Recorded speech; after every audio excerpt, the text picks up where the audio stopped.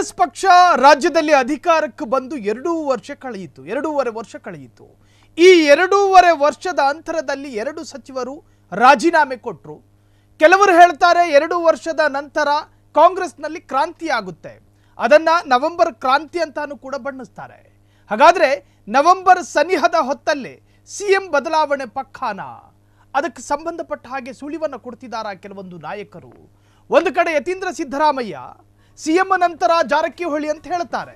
ಶುರುವಾಗಿದೆ ನವೆಂಬರ್ ಕ್ರಾಂತಿ, ಅತ್ಯಂತ ಸನಿಹದಲ್ಲಿದೆ. ಒಬ್ಬೊಬ್ಬರಿಗೂ ಒಂದೊಂದು ರೀತಿಯ ಆಸೆ. ಸಿಎಂ 5 ವರ್ಷ ಪೂರ್ಣಾವಧಿಯ ಆಸೆ ಸಿಎಂಗಿದೆ. ಇನ್ನು ಡಿಸಿಎಂಗೆ ಸಿಎಂ ಆಗಬೇಕು ಅನ್ನೋ ಆಸೆ. ಒಬ್ಬೊಬ್ಬರಿಗೂ ಒಂದೊಂದು ತರಹದ ಆಸೆ. ಹಿರಿಯ ಶಾಸಕರಿಗೆ ಸಂಪುಟ ಪುನರ್ರಚನೆಯಲ್ಲಿ ಮಂತ್ರಿಗಿರಿಯ ಆಸೆ. ಈ ಎಲ್ಲ ಆಸೆಗೂ ನವೆಂಬರ್ ತಿಂಗಳೇ ನಿರ್ಣಾಯಕಾನ. ಈ ಎಲ್ಲ ಆಸೆಗಳಿಗೂ ಕೂಡ ನವೆಂಬರ್ ತಿಂಗಳೇ ನಿರ್ಣಾಯಕಾನ. ಶುರುವಾಗಿದೆ ನವೆಂಬರ್ ಕ್ರಾಂತಿ. ನವೆಂಬರ್ ಹತ್ತಿರ ಆಗ್ತಾ ಇದ್ದ ಹಾಗೆ ಒಬ್ಬೊಬ್ಬರು ಒಂದೊಂದು ತರಹದ ಸ್ಟೇಟ್ಮೆಂಟ್. ಇಕ್ಬಾಲ್ರಿಂದ ಹಿಡಿದು ರಾಮನಗರದ ಶಾಸಕ ಇಕ್ಬಾಲ್ರಿಂದ ಹಿಡಿದು ಶಿವರಾಮೇಗೌಡರವರೆಗೂ ಕೂಡ ಸ್ಟೇಟ್ಮೆಂಟು. ಡಿಸಿಎಂ ಡಿಕೆ ಯಾಕೆ ಸಿಎಂ ಆಗಬಾರದು ಅಂತ. ಇತ್ತ MLC ಯತೀಂದ್ರರಿಂದ ನನ್ನ ತಂದೆ ಆಡಳಿತದ ಅತ್ಯಂತ ಕಟ್ಟಕಡೆಯ ಕಾಲಾವಧಿಯಲ್ಲಿದ್ದಾರೆ, ಮುಂದೊಮ್ಮೆ ಮತ್ತೊಬ್ಬರು ಸಿಎಂ ಆಗಬೇಕು ಅಂತಿದ್ರೆ ಅಥವಾ ನನ್ನ ತಂದೆಯಂತೆಯೇ ಸಮಾನ ವ್ಯಕ್ತಿತ್ವ ಯಾರಾದರೂ ಇದ್ರೆ ಅದು ಸತೀಶ್ ಜಾರಕಿಹೊಳಿ ಅಂತ ಕಡ್ಡಿ ಮುರಿದ ಹಾಗೆ ಬೆಳಗಾವಿಯಲ್ಲಿ ಮದ್ದುಗುಂಡನ್ನು ಸಿಡಿಸ್ತಾರೆ. ಪೊಲಿಟಿಕಲ್ ಮದ್ದುಗುಂಡು. ಈ ಚರ್ಚೆಗಳು ಯಾಕಾಗ್ತಾ ಇದೆ? ಯತೀಂದ್ರ ಸಿದ್ದರಾಮಯ್ಯರಿಗೂ ಕೂಡ ಸಿಗ್ತಾ ನವೆಂಬರ್ ಕ್ರಾಂತಿಯ ಸುಳಿವು. ಸಾಮಾನ್ಯವಾಗಿ ಒಂದು ಪಕ್ಷ ರಚನೆಯಾದ 2.5 ವರ್ಷದ ಅಂತರದಲ್ಲಿ ಸಚಿವ ಸಂಪುಟವನ್ನು ಪುನರ್ರಚನೆ ಮಾಡೋದಿದೆ. ಅದೊಂದು ಸಾಂವಿಧಾನಿಕವಾದಂತಹ ಕರ್ತವ್ಯ. ಇನ್ನು ಸಂಪುಟ ಪುನರ್ರಚನೆ ಆಗಲೇಬೇಕು ಅಂತ ಕಡ್ಡಾಯ ನಿಯಮಗಳೇನೂ ಇಲ್ಲ. ಬೇಕಾದರೆ 5 ವರ್ಷವೂ ಕೂಡ ಅದೇ ಮಿನಿಸ್ಟ್ರು ಮುಂದುವರಿಸಲೂಬಹುದು. ಆದರೆ ಅವರ ಆಡಳಿತದಲ್ಲಿ ದುರಾಡಳಿತಗಳು ಕಂಡು ಬಂದರೆ, ಅವರ ಮಂತ್ರಿ ಜವಾಬ್ದಾರಿಯಲ್ಲೇನಾದರೂ ಅವ್ಯವಸ್ಥೆಗಳು, ಲೋಪಗಳು, ದೋಷಗಳು ಕಂಡು ಬಂದರೆ, ಅವರು ಸಂಪೂರ್ಣವಾಗಿ ಕಳಂಕ ಸಹಿತರಾಗಿ ಮಂತ್ರಿಗಿರಿಯಲ್ಲೇ ಮುಂದುವರಿಸಿದ್ರೆ ಆ ಸಂದರ್ಭದಲ್ಲಿ ಆ ಮಂತ್ರಿ ಸ್ಥಾನ ಅದಲು ಬದಲಾಗೋ ಸಾಧ್ಯತೆಗಳಿದ್ದಾವೆ. ಯಾವುದಾದರೂ ಕ್ರಿಮಿನಲ್ ಕೇಸುಗಳಲ್ಲಿ ಆತ ಆರೋಪಿಯಾಗಿದ್ದಾಗ ಜೈಲು ಪಾಲಾದರೆ ಆ ಸಚಿವ ಸ್ಥಾನ ನಿಮಗೆ ಗೊತ್ತಿರಬಹುದು. ಕಾಂಗ್ರೆಸ್ನಲ್ಲಿ ಹಾಲಿ ಶಾಸಕರಾಗಿದ್ದ ಸತೀಶ್ ಸೈಲ್ ವಿರುದ್ಧ ಗಣಿ ಕಳ್ಳತನ ಪ್ರಕರಣ ಬಂತು. ಅವ್ರ ಮನೆಗೆ ಎನ್ಫೋರ್ಸ್ಮೆಂಟ್ ಡೈರೆಕ್ಟರೇಟ್ ಅಧಿಕಾರಿಗಳು ಹೋಗಿ ಶೋಧ ಮಾಡಿದ್ರು. ಆದರೂ ಅವರು ರಾಜೀನಾಮೆ ಕೊಡಲಿಲ್ಲ, ಅದೇನೇ ಇರಲಿ. ಆದರೆ ವಾಲ್ಮೀಕಿ ಹಗರಣದಲ್ಲಿ ನಾಗೇಂದ್ರ ರಾಜೀನಾಮೆ ಕೊಡಬೇಕಾದ ಪರಿಸ್ಥಿತಿ ನಿರ್ಮಾಣ ಆಯಿತು. ಇನ್ನು KN ರಾಜಣ್ಣ, ಇದೇ ಕಾಂಗ್ರೆಸ್ನ ಹೈಕಮಾಂಡ್ ನಾಯಕ, ಲೋಕಸಭೆಯ ವಿರೋಧ ಪಕ್ಷದ ನಾಯಕ, ಶಾಡೋ ಪ್ರೈಮ್ ಮಿನಿಸ್ಟರ್ ಎಂದು ಕರೆಸಿಕೊಳ್ಳುವ ರಾಹುಲ್ ಗಾಂಧಿ ವೋಟ್ ಚೋರಿ ವಿಚಾರವಾಗಿ ಮಾತನಾಡಿದ ಸಂದರ್ಭದಲ್ಲಿ ಆ ಹೇಳಿಕೆಯ ತದ್ವಿರುದ್ಧವಾಗಿ KN ರಾಜಣ್ಣ ಮಾತನಾಡಿದ್ರು ಅಂತ ಹೇಳಿ ರಾಜೀನಾಮೆ ಕೊಟ್ಟು ಮನೆಗೆ ಹೋಗಬೇಕಾದ ಪರಿಸ್ಥಿತಿ ನಿರ್ಮಾಣ ಆಯಿತು. ಸಹಕಾರ ಇಲಾಖೆ ಖಾಲಿಯಾಗಿದೆ. ಹಾಗಾದ್ರೆ ಸಚಿವ ಸಂಪುಟ ನವೆಂಬರ್ ಹೊತ್ತಿಗೆ ರೀಶಫಲ್ ಆಗುತ್ತಾ? ಅದಕ್ಕೊಂದು ಬೈಪಾಸ್ ಸರ್ಜರಿಯನ್ನು ಮಾಡಲಾಗುತ್ತಾ? ಅದನ್ನು ಪೋಸ್ಟ್ ಮಾರ್ಟಮ್ ಮಾಡಲಾಗುತ್ತಾ? ಹಿರಿಯ ಅನೇಕ ಶಾಸಕರು ರಾಜ್ಯದಲ್ಲಿದ್ದಾರೆ, ಅವರಿಗೆ ಮಂತ್ರಿಗಿರಿಯ ಸ್ಥಾನವನ್ನು ಕೊಡಬೇಕಾಗಿ ಬರಬಹುದಾ? ಮಧು ಬಂಗಾರಪ್ಪರ ಸ್ಥಾನ ಹೋಗುತ್ತಾ? BZ ಜಮೀರ್ ಅಹಮದ್ ಖಾನ್ ರವರ ಸ್ಥಾನ ಹೋಗುತ್ತಾ? RB ತಿಮ್ಮಾಪುರ ಅವರ ಸ್ಥಾನ ಹೋಗುತ್ತಾ? ಹೀಗೆ ಒಬ್ಬೊಬ್ಬರ ಒಂದೊಂದು ರೀತಿಯ ವ್ಯಾಖ್ಯಾನ. ಹಾಗಾದ್ರೆ ಈ ಒಂದು ವಿಚಾರಕ್ಕೆ ಸಂಬಂಧಪಟ್ಟ ಹಾಗೆ ಮುಂದಿನ ಅಪ್ಡೇಟ್ಸ್ಗಳನ್ನು ನಾವು ಗಮನಿಸ್ತಾ ಹೋಗೋದಾದ್ರೆ, DK ಸಿಎಂ ಆಗ್ತಾರಾ? ರಾಹುಲ್ ಗಾಂಧಿ ಅದಕ್ಕೆ ಒಪ್ಪಿಕೊಳ್ತಾರಾ? ಸಿದ್ದರಾಮಯ್ಯ ಬಿಟ್ಟು ಕೊಡ್ತಾರಾ? DK ಡೆಲ್ಲಿ ಭೇಟಿ ಬೆನ್ನಲ್ಲೇ ನಾನಾ ಚರ್ಚೆಗಳು ಗರಿಗೆದರಿದೆ. DK ಏನೇ ಅಂದರೂ ರಾಜಕೀಯ ಪಡಸಾಲೆಯಲ್ಲಿ ಮಾತ್ರ ಬೇರೆಯೇ ಚರ್ಚೆ. DK ಏನು ಬೇಕಾದರೂ ಹೇಳ್ಬೋದು, ನಾನು ಸುಮ್ಮನೆ ಡೆಲ್ಲಿಗೆ ಹೋಗಿ ಬಂದೆ ಅಂತ. ಆಗಾಗ ಕೇಳಿ ಬರುತ್ತಿರುವ DK ಸಿಎಂ ಕೂಗಿನ ರಹಸ್ಯ ಏನು? DKಗೆ ಯಾಕೆ ಸ್ಥಾನ ಸಿಕ್ಕೇ ಸಿಗುತ್ತೆ ಅನ್ನೋ ಓವರ್ ಕಾನ್ಫಿಡೆನ್ಸು. ಹಾಗಾದ್ರೆ DK ಪ್ಲಸ್ ಏನು ಮೈನಸ್ ಏನು? DK ಸಿಎಂ ಆಗಬೇಕು ಅಂದ್ರೆ ಯಾಕಾಗಬೇಕು? ಕಾರಣ ಬೇಕಲ್ಲ. ಸುಮ್ಮನೆ 6-7 ಬಾರಿ ಶಾಸಕರಾದ್ರು ಅನ್ನೋ ಕಾರಣಕ್ಕೆ ಸಿಎಂ ಆಗೋದಕ್ಕೆ ಸಾಧ್ಯನಾ? 3-4 ಬಾರಿ KPCC ಅಧ್ಯಕ್ಷರಾದ್ರು ಅನ್ನೋ ಕಾರಣಕ್ಕೆ ಸಿಎಂ ಆಗಬಹುದಾ? ನಗರಾಭಿವೃದ್ಧಿ ಸಚಿವ ಅನ್ನೋ ಕಾರಣಕ್ಕೆ ಸಿಎಂ ಆಗಬಹುದಾ? ಜಲಸಂಪನ್ಮೂಲ ಸಚಿವ ಅನ್ನೋ ಕಾರಣಕ್ಕೆ ಸಿಎಂ ಆಗಬಹುದಾ? ಸರಿ, DCMA ಆದರೂ ಅನ್ನೋ ಕಾರಣಕ್ಕೆ ಸಿಎಂ ಆಗಬಹುದೇನ್ರಿ? ಹಾಗಾದರೆ DK ಗಿರುವಂತಹ ಪ್ಲಸ್ ಏನು ಮೈನಸ್ ಏನು? DK ಯಾಕೆ ಸಿಎಂ ಆಗಬೇಕು? ಇಕ್ಬಾಲ್ ಹೇಳ್ತಾರೆ, ರಾಮನಗರದ ಶಾಸಕರು, DK ಶಿವಕುಮಾರ್ ಅವರು ಕಾಂಗ್ರೆಸ್ಸಿಗಾಗಿ ದುಡಿದವರು, ಕಾಂಗ್ರೆಸ್ ಪಕ್ಷಕ್ಕಾಗಿ ಮಿಡಿದವರು, ಕಾಂಗ್ರೆಸ್ಸಿಗಾಗಿಯೇ ಬದುಕುಳಿದವರು, ಒಂದು ಬಾರಿ ಸಿಎಂ ಆಗ ಅವಕಾಶ ಯಾಕೆ ಕೊಡಬಾರದು ಅಂತ. ಕುಣಗಲ್ ಶಾಸಕರು ಹೇಳ್ತಾರೆ, DK ಶಿವಕುಮಾರ್ ರಂತಹ ಸಮರ್ಥ ನಾಯಕನಿಗೆ ರಾಜ್ಯವನ್ನು ಆಳುವ ನೈತಿಕತೆ ಮತ್ತು ಸಾಮರ್ಥ್ಯ ಇದೆ ಅಂತ. ಶರತ್ ಬಚ್ಚೇಗೌಡ ಹೇಳ್ತಾರೆ, DK ಸಾಹೇಬ್ರು ಒಕ್ಕಲಿಗ ಸಮುದಾಯದ ಏಕಮಾತ್ರ ಪರಮೋಚ್ಚ ನಾಯಕ, ರಾಜ್ಯವನ್ನು ಆಳುವ ಎಲ್ಲ ಯೋಗ್ಯತೆ ಅವರಿಗಿದೆ. ಶಿವರಾಮೇಗೌಡರು ಇತ್ತೀಚೆಗೆ ವಿವಾದದಿಂದ ಹೊರಗೆ ಬಂದ ನಂತರ ಅವರು ಕೂಡ DK ಪರ ಬ್ಯಾಟ್ ಬೀಸಿದ್ರು. DK ಶಿವಕುಮಾರ್ ಅವರು ಸಿಎಂ ಆಗಬೇಕು ಅನ್ನೋದು ನಿರ್ಧಾರ ಆಗಬೇಕಾಗಿರೋದು ರಾಮನಗರದಲ್ಲ, ಕುಣಿಗಲಿನ ರೆಸ್ಟೋರೆಂಟಿನ ಬಾಲ್ಕನಿಯಲ್ಲ. DK ಶಿವಕುಮಾರ್ ಅವರು ಸಿಎಂ ಆಗಬೇಕು ಅಂತ ನಿರ್ಧಾರ ಆಗಬೇಕಾಗಿರೋದು ಡೆಲ್ಲಿಯ AICC ಕಚೇರಿಯಲ್ಲೇ ಹೊರತು ಕುಣಗಲಲ್ಲೋ ರಾಮನಗರದಲ್ಲೋ ಈ ಕಡೆ ಹೊಸಕೋಟೆಯಲ್ಲೋ ಅಲ್ಲ. ಸ್ವತಃ ಸಿಎಂ ಸಿದ್ದರಾಮಯ್ಯನವರು ಮನಸ್ಸು ಮಾಡದ ಹೊರತು DK ಶಿವಕುಮಾರ್ ಅವರು ಸಿಎಂ ಆಗೋದಕ್ಕೆ ಸಾಧ್ಯನೇ ಇಲ್ಲ ಅಂತ ಹೇಳಿ ರಾಜಕೀಯ ವಿಶ್ಲೇಷಕರು ಹೇಳ್ತಾರೆ.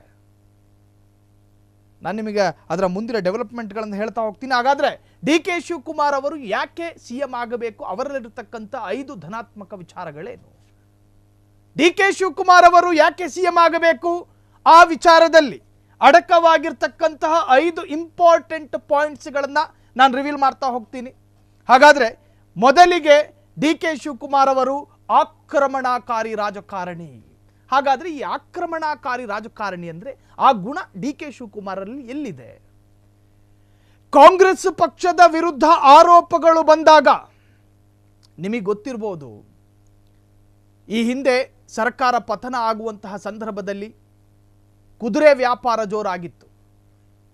ತಮ್ಮ ಪಕ್ಷದ ಶಾಸಕರು ಖರೀದಿಯಾಗಬಾರದು ಅನ್ನೋ ಕಾರಣಕ್ಕೆ ಆ ಶಾಸಕರನ್ನ ರೆಸಾರ್ಟ್ನಲ್ಲಿಟ್ಟು ರಕ್ಷಣೆ ಮಾಡಿದಂತಹ ಆಕ್ರಮಣಕಾರಿ ರಾಜಕಾರಣಿ, ಅದೊಂದು ಉದಾಹರಣೆ.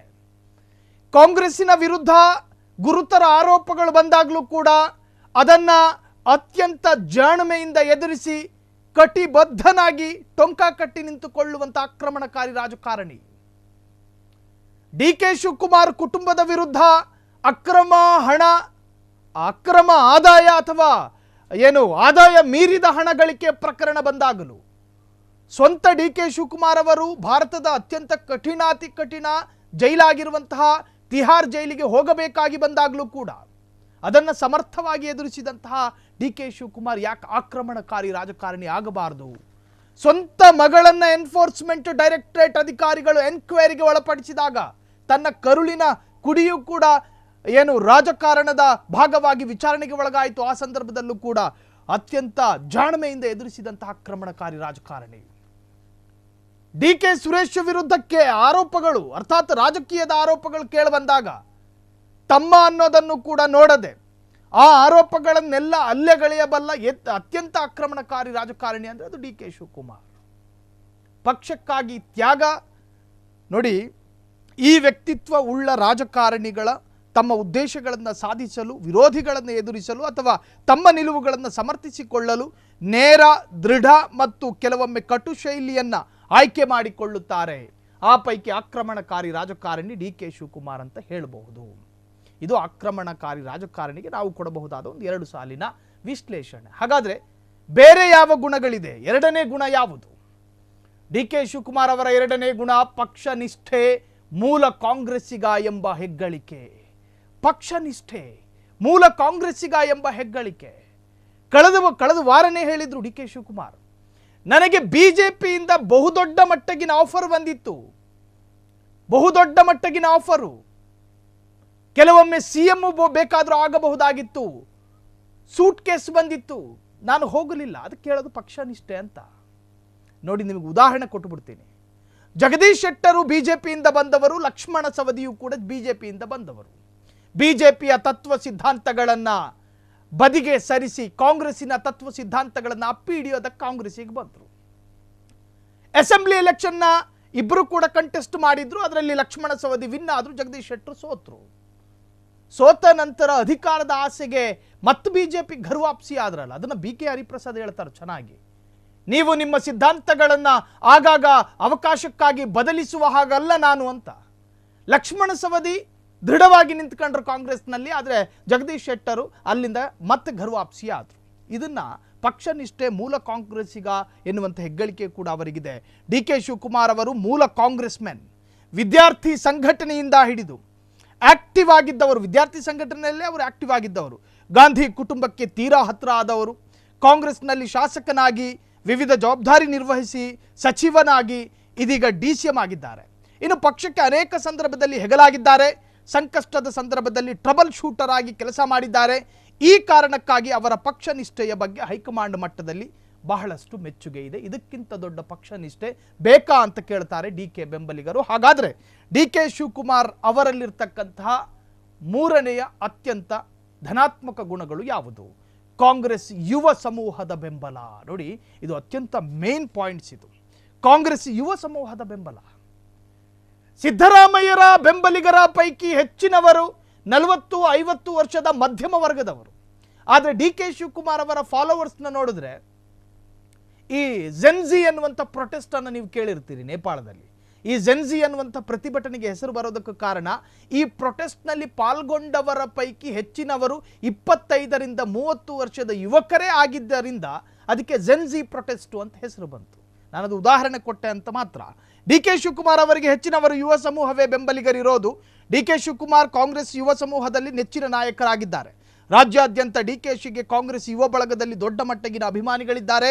DKಶಿ ಮುಖ್ಯಮಂತ್ರಿ ಆಗಬೇಕು ಎಂದು ಬಯಸುವ ಯುವ ವರ್ಗ ದೊಡ್ಡ ಮಟ್ಟಗಿದೆ ಕರ್ನಾಟಕದಲ್ಲಿ. ಇದು DKಶಿಗೆ ಪ್ಲಸ್ ಪಾಯಿಂಟು. ಜೊತೆಗೆ ಕಾಂಗ್ರೆಸ್ನಲ್ಲಿ ಯುವ ಸಮೂಹವನ್ನು ತನ್ನತ್ತ ಆಕರ್ಷಣೆ ಮಾಡುವ ನಿಟ್ಟಿನಲ್ಲಿ ಆದ್ಯತೆ ನೀಡಲಾಗುತ್ತಿದೆ. ಹೀಗಾಗಿ DKಶಿಗೆ ಇದು ಅನುಕೂಲ ಆಗುತ್ತೆ. ಇದು ಅವರಲ್ಲಿರತಕ್ಕಂತಹ ಮೂರನೆಯ ಧನಾತ್ಮಕವಾದಂಥ ವಿಚಾರ. ಹಾಗಾದರೆ ನಾಲ್ಕನೆಯದ್ದು ಏನು ಅನ್ನೋದನ್ನು ನೋಡೋದಾದರೆ, KPCC ಸಂಘಟನೆಯ ಅನುಭವ ಇವರಿಗಿದೆ. KPCC ಸಂಘಟನೆಯ ಅನುಭವ. KPCC ನೋಡಿ, ಗೃಹ ಸಚಿವರಾಗಿರ್ತಕ್ಕಂತಹ G ಪರಮೇಶ್ವರ್ ಅವರು 7 ಬಾರಿ KPCC ಅಧ್ಯಕ್ಷರಾದರು. ಆದರೆ ಅವರ ಬಗ್ಗೆ ಇಷ್ಟು ಹೈಪ್ ಎಲ್ಲೂ ಇಲ್ಲ. ಆದರೆ DK ಶಿವಕುಮಾರ್ ಒಂದು ಬೆರಳೆಣಿಕೆಯಷ್ಟು KPCC ಸ್ಥಾನವನ್ನು ಅಲಂಕರಿಸಿದ್ದಾರೆ. DK ಶಿವಕುಮಾರ್ ಅವರಿಗೆ ಪಕ್ಷ ಸಂಘಟನೆಯ ಅನುಭವ ಇದೆ. KPCC ಅಧ್ಯಕ್ಷರಾಗಿ ಕಾಂಗ್ರೆಸ್ ವಿರೋಧ ಪಕ್ಷದಲ್ಲಿದ್ದಾಗ ಗಮನ ಸೆಳೆಯುವ ಕೆಲಸ ಮಾಡಿದ್ದಾರೆ. ಪಕ್ಷವನ್ನು ಅಧಿಕಾರಕ್ಕೆ ತರುವ ನಿಟ್ಟಿನಲ್ಲಿ ಶ್ರಮ ಹಾಕಿದ್ದಾರೆ. ಪಕ್ಷ ಹಲವಾರು ಕಾರ್ಯಕ್ರಮಗಳನ್ನು, ಹೋರಾಟಗಳನ್ನು ನಡೆಸಿದ್ದ ಸಂದರ್ಭದಲ್ಲಿ ಅದನ್ನು ಮುನ್ನಡೆಸಿದ್ದಾರೆ. ಸಹಜವಾಗಿ ಇವೆಲ್ಲವೂ DKಶಿಗೆ ರಾಜಕೀಯವಾಗಿ ಮುಂದೆ ಬರೋದಕ್ಕೆ ದೊಡ್ಡ ಅವಕಾಶವನ್ನು ಕಲ್ಪಿಸಿತ್ತು. ಇದು ಧನಾತ್ಮಕವಾದಂಥ ವಿಚಾರ. ಆದರೆ ಕೆಲ ಸರ್ಕಾರದ ಯೋಜನೆಗಳನ್ನು ವ್ಯಂಗ್ಯ ಆಡಿ DK ಶಿವಕುಮಾರ್ ತಗಲಾಕೊಂಡಿದ್ರು. ಶಕ್ತಿ ಯೋಜನೆಯ ಬಗ್ಗೆ ಭಾಷಣ ಮಾಡಬೇಕಾದ್ರೆ ಏನೋ ಒಂದು ಭರದಲ್ಲಿ ಹೇಳಿದ್ರು, ಕೆಲ ಹೆಣ್ಣು ಮಕ್ಕಳು ನನಗೆ ಇಮೇಲ್ ಮಾಡ್ತಿದ್ದಾರೆ, ನಮ್ಮ ಜೊತೆ ದುಡ್ಡು ಕಾಸು ಎಲ್ಲ ಇದೆ, ಬಸ್ಗಳಲ್ಲಿ ಆಧಾರ್ ಕಾರ್ಡ್ ತೋರಿಸಿ ಹೋಗೋದಕ್ಕೆ ನಾಚಿಕೆ ಆಗುತ್ತೆ, ಹಾಗಾಗಿ ಈ ಯೋಜನೆಯನ್ನು ಅರ್ಧಕ್ಕೆ ನಿಲ್ಲಿಸಬೇಕಾ ಅಂಥೇಳಿ ಯೋಚನೆ ಮಾಡಬೇಕು ಅಂತೇಳಿ ಒಂದು ನೆಗೆಟಿವ್ ಅವರ ವಿರುದ್ಧವೂ ಕೂಡ ಹರಿದಾಡ್ತಾ ಇದೆ. ಹಾಗಾದರೆ DK ಶಿವಕುಮಾರ್ ಬಳಿ ಇರ್ತಕ್ಕಂತಹ 5ನೇ ಮುಖ್ಯ ಗುಣ ಯಾವುದು? ಹೈಕಮಾಂಡ್ ಜೊತೆಗೆ ಉತ್ತಮ ನಂಟು. ಅವರ ಆಯುಧ ಇದು. ಹೈಕಮಾಂಡ್ ನಾಯಕರ ಜೊತೆಗೆ ಉತ್ತಮ ನಂಟು. ಒಂದು ಪಕ್ಷ ಅಂದ ಮೇಲೆ, ಆ ಪಕ್ಷದ ನಾಯಕ ಅಂದ ಮೇಲೆ ಹೈಕಮಾಂಡಿನ ಸ್ವಲ್ಪ ಇನ್ಫ್ಲೂಯೆನ್ಸ್ ಇರಬೇಕು, ಪ್ರಭಾವತನ ಇರಬೇಕು. ಅದು DK ಶಿವಕುಮಾರ್ ಅವರಿಗಿದೆ. DK ಶಿವಕುಮಾರ್ ಇವತ್ತು ರಾತ್ರಿ ಮನಸ್ಸು ಮಾಡಿದ್ರೆ ರಾಹುಲ್ ಗಾಂಧಿಯನ್ನ ತನ್ನ ಮನೆಗೆ ಆಹ್ವಾನಿಸಬಹುದು, ಪ್ರಿಯಾಂಕಾ ಗಾಂಧಿಯನ್ನು ಆಹ್ವಾನಿಸಬಹುದು.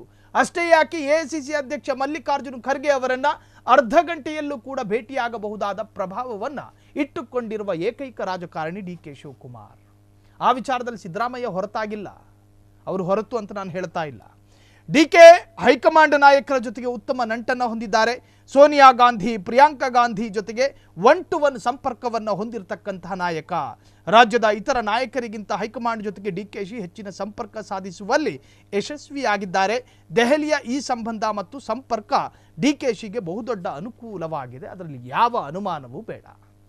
DK ಶಿವಕುಮಾರ್ ಒಬ್ಬ ಸ್ಥಳೀಯ ನಾಯಕನಿಗೆ ಏನು ಬೇಕಾಗಿರೋದು? ನಾನು ಉದಾಹರಣೆ, ಕರ್ನಾಟಕದ ಯಾವುದಾದ್ರೂ ಈಗ ಗ್ರೇಟರ್ ಬೆಂಗಳೂರು ಎಲೆಕ್ಷನ್ ಬರಬೇಕಾದ್ರೆ ಒಬ್ಬ ಕಾರ್ಪೊರೇಟರ್ಗೆ ಬೇಕಾಗಿರೋದೇನು? ಇನ್ಫ್ಲೂಯೆನ್ಸು. ತಾಲೂಕು ಮಟ್ಟದ, ರಾಜ್ಯ ಮಟ್ಟದ, ಜಿಲ್ಲಾ ಮಟ್ಟದ ನಾಯಕರ ಸಂಪರ್ಕ. DK ಶಿವಕುಮಾರ್ ಅವರ ಪ್ರಭಾವ ಯಾವುದಾದ್ರೂ ಕಾರ್ಪೊರೇಟರ್ಗಿದ್ರೆ ಆತ ವಿನ್ನು ಅಂತಾನೆ ಅರ್ಥ. ಅದೇ ತರಹ ಡಿ ಕೆ ಶಿವಕುಮಾರ್ ಅವರಿಗೆ ನ್ಯಾಷನಲ್ ಲೀಡರ್ಗಳ ಇನ್ಫ್ಲೂಯೆನ್ಸು, ಪ್ರಭಾವ ಅವ್ರ ಮೇಲಿದೆ. ಎಲ್ಲರ ನಂಟಿರ್ತಕ್ಕಂತಹ ಡಿ ಕೆ ಶಿವಕುಮಾರ್, ಇವೆಲ್ಲವೂ ಧನಾತ್ಮಕ ವಿಚಾರ ಆದರೆ ಇನ್ನು ನೆಗೆಟಿವ್ ಒಂದಷ್ಟು ಇದ್ದಾವೆ. ಡಿ ಕೆ ಶಿವಕುಮಾರ್ ಒಕ್ಕಲಿಗರ ಪರಮೋಚ್ಚ ನಾಯಕ ಆಗೋದಕ್ಕೆ ಹೊರಟಿದ್ದಾರೆ. ಒಕ್ಕಲಿಗರ ಪರಮೋಚ್ಚ ನಾಯಕ ಡಿ ಕೆ ಅಲ್ಲ, ಕುಮಾರಸ್ವಾಮಿ ಅನ್ನೋ ವಾದ. ಡಿ ಕೆ ಶಿವಕುಮಾರ್ ಈ ಹಿಂದೆ ಕಾಂಗ್ರೆಸ್ಸಿನ ತತ್ವ ಆದರ್ಶಗಳನ್ನು ಸ್ವಲ್ಪ ಮಟ್ಟಿಗೆ ಗಾಳಿಗೆ ತೂರಿ ಬಿಜೆಪಿಯ ನಾಯಕರನ್ನು ಭೇಟಿ ಮಾಡಿದ್ದು, ಪ್ರಯಾಗರಾಜಿಗೆ ಹೋಗಿ ತೀರ್ಥ ಸ್ನಾನ ಮಾಡಿದ್ದು, ಬಿಜೆಪಿ ನಾಯಕರನ್ನು ಹಾಡಿ ಕೊಂಡಾಡಿದ್ದು, ನರೇಂದ್ರ ಮೋದಿ ಕರ್ನಾಟಕಕ್ಕೆ ಬಂದಾಗ ಅವರನ್ನು ಆಲಿಂಗನ ಮಾಡಿ ಅವರನ್ನು ಹಾಡಿ ಹೊಗಳಿದ್ದು, ಹೀಗೆ ಒಂದಷ್ಟು ಸಣ್ಣ ಸಣ್ಣ ರೂಲ್ಸ್ ಬ್ರೇಕ್ ಮಾಡಿರ್ತಕ್ಕಂಥ ಇನ್ಸಿಡೆಂಟ್ಗಳು ಕೂಡ ಅವರ ರಾಜಕೀಯ ಅನುಭವದಲ್ಲಿ ಇತ್ತೀಚೆಗೆ ನಡೆದು ಹೋಗಿದೆ. ಇದು ಡಿ ಕೆ ಶಿವಕುಮಾರ್ಗೆ ಸಂಬಂಧಪಟ್ಟ ಒಂದಷ್ಟು ವಿಚಾರ. ಕ್ಷಣ ಕ್ಷಣದ ಸುದ್ದಿಗಳಿಗಾಗಿ ಫ್ರೀಡಂ ಟಿವಿ ಸಬ್ಸ್ಕ್ರೈಬ್ ಮಾಡಿ, ಲೈಕ್ ಮಾಡಿ ಹಾಗೂ ಫಾಲೋ ಮಾಡಿ. ಹೊಸ ಸುದ್ದಿಗಳ ನೋಟಿಫಿಕೇಶನ್ಗಾಗಿ ಬೆಲ್ ಐಕಾನ್ ಮೇಲೆ ಕ್ಲಿಕ್ ಮಾಡಿ.